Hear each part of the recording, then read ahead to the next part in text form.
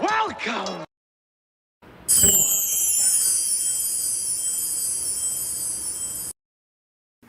Welcome to the Omniverse of Nick, and Part 7 to What If Clara Survived. Before we get into it, be sure to go to the Omniverse's homepage, where our channel mascot Omni will direct you to the Discord, all the Google Docs, and everything else the Omniverse has to offer, along with smashing the like button, subscribing to the Omniverse of Nick, sharing the Omniverse around and turning on all Omniversal notifications, and commenting future requests and expectations in the comments section. With all that said, let's begin. We open up where we ended off last time with the entrance into Season 6 and the development in not only Alexandria in this story, but the aftermath of what happened at the end of Season 5 and some events happening sooner and in a different way, along with Rick and Clara's development as a seemingly growing actual relationship, which has blossomed into effect way earlier than Rick and Jesse or Rick and Michonne, because they met. Yes, Rick and Michonne did meet sooner, but their love thing didn't really start until like Season 4 middle and into 5-ish territory. But Rick and Clara, yes, it didn't take both of them any time until Rick kissed her on the cheek for it to affect. But now we're starting to get a little bit of what is actually a relationship between the two. And they're finally, getting far more used to the idea of said fact. So, it's becoming clear to both of them that they want to be together. And, actually be together. So, yeah. Beth and Daryl obviously are still together, and that relationship is becoming more of a thing too. Tyrese and Michonne, like I said, in the comics, are together in this timeline, and I've done that sort of thing before, because you gotta give Michonne and Tyrese something. For Glenn and Noah, Glenn is obviously still with Maggie and everything, but Noah's more or less just by himself. He's not with anybody. He's just, himself. But he's still really good friends with Beth and Glenn and several people in Alexandria. So, yeah, more or less, that's just how that's going. And there's not going to be a Nicholas killing himself sort of thing, because there's no real point, because he's dead. So, unlike many other instances, this is going to have a major ramification downside, and just different twist and look on what happens for the future of this story. Because I've covered this sort of idea before, either Nicholas doing something different and then, getting himself killed because of it, or, just that scene not happening with Nicholas killing himself because he's already dead. So, since that's happened in this timeline, that's going to mean major ramifications. Ron, he doesn't hate Rick in this timeline, but he does hate his mother. Like, he disliked his mother before, but in this timeline, he hates her because her and Clara both killed Pete. Because we both know Ron was pretty much a Pete 2.0. So, he doesn't hate Rosita. He doesn't hate Rick. He doesn't hate Carl. He doesn't hate Michonne. And he doesn't hate Merle, Daryl, or Shane. In this timeline, he hates Jesse and Clara. So, that's a big tone shift. And Morgan, since he's obviously a thing, he gets to meet Tyrese and several other people, and really gets him on hold with this whole peacekeeping thing, and learns about what's happened since him and Rick last crossed paths. Then we get the whole Carter trying to plan against him thing. That goes about as well as you might think. Rick and Morgan find the whole quarry site with all the walkers, and that formulates a plan. Rick then gets everybody ready to divert the horde and make sure it never gets home, and sets up the entire thing he did in canon. Carter gets bit, he dies. The truck gets rammed into Alexandria, and the wolves attack. Morgan meets the wolves that he fought in canon, along with the one that attacked him alongside Owen, and gets them all to leave, and that goes about as well as you might think. Carol dresses up as one of the wolves and slowly starts killing them. And as for Carl and Ron, they would not fight here, but they would, obviously Ron still being a jerk would lead to,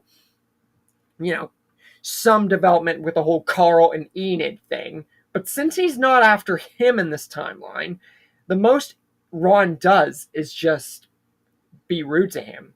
He's not trying to kill him or anything. And then we get Carl and Enid, and that whole thing plays out the same too. Carol then finds out that Morgan has Owen and wants to make him, he tells him a story about Eastman and wants to get him to turn good. And Denise is down there, and the whole fight between them ensues, and Owen gets Denise. Meanwhile, Glenn and Michonne are at that part of the plan with Heath and everybody else, and they all split up and do that thing. But this is where I'm going to have that major ramification pop into place. Because I've had Glenn get pushed by Nicholas, and I've had a situation where the scene didn't happen at all. Nicholas died sooner, or just, much different ways of Nicholas and Glenn and that whole thing. But here it's way different, because the situation of who goes with Glenn is far different with Nicholas dead this early. Noah goes in place of Nicholas. So it's Noah and Glenn surrounded by the walkers at the dumpster.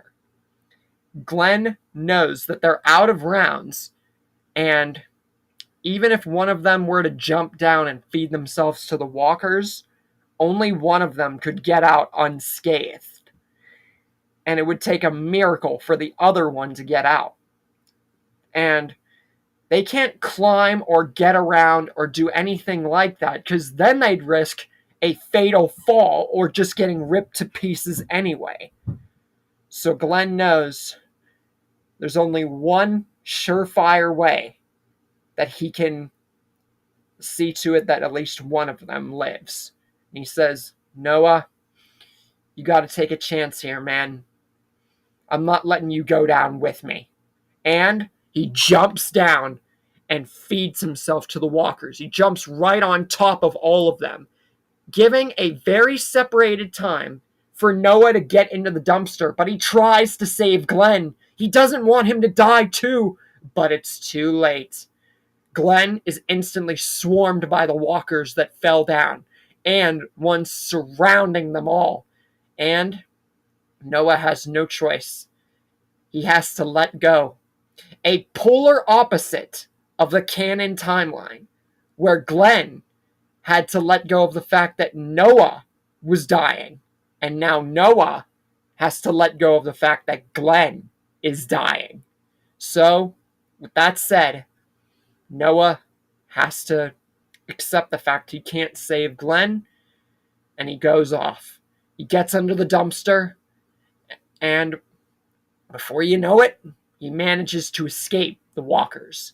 But it takes a long time, just as long as Glenn, if not a tiny bit less of a time, because, there's two of them, and neither one killed themselves. Well, Glenn, in a way, did kill himself, yes, but you get my meaning. Neither one shot themselves. Noah does live, though, without a scratch or a bite or anything. Eventually, he does come across Enid, and their conversations would go much like Glenn's, except far different because it's Noah. And Jesse and Clara, meanwhile, are in the house whenever the wolves attack, and they fight them off both together. And then Owen gets bit and then shot, sacrifices himself. Turns out he was turning good, and Morgan finds him. That whole thing plays out the exact same. And then Rick runs with the Horde right behind him and gets in right whenever the Horde's about to get to the gates. Meanwhile, the whole Dwight and Tina and Sherry and Saviors on the Road, the whole plan getting diverted, and then all three, Daryl, Sasha, and Abraham, all that stuff, up until they meet Timmy and that brigade on the Saviors on the Road. That all leads up to the same thing, except Tyrese and Beth are there. So usually have it that way, but the end result is the same. The Saviors get blown up. And forgot to mention, this point, like the same timeline, more or less, and just in general for relationship status, Denise and Tara still end up together, and then the clock tower falls, letting the walkers in for the ultimate example of what's about to happen to Alexandria. And our group going this time into the house is different because there's a lot more people and a much different outcome. Denise and everything goes the same, and unfortunately, Deanna still gets bit, and our group going in to the house is almost the same, except it's Rick, Clara, Carl, Michonne, Jesse, Gabriel, Sam, and Ron. So, a few add-ons, but more or less over the same. So what is going to happen with our group this time? Will Glenn's death and Noah's survival add up to something, especially with the lineup coming sooner and sooner? What about our group in this house? Will this actually turn out to be a win overall for our group? How will Maggie react to Glenn being dead this time because it's not by someone else's hand? And how will our group in this house fare for their plan with the guts, especially since Ron has different targets? And what is the future for Clara's survival? Now get out! What? Get out! Everybody get out!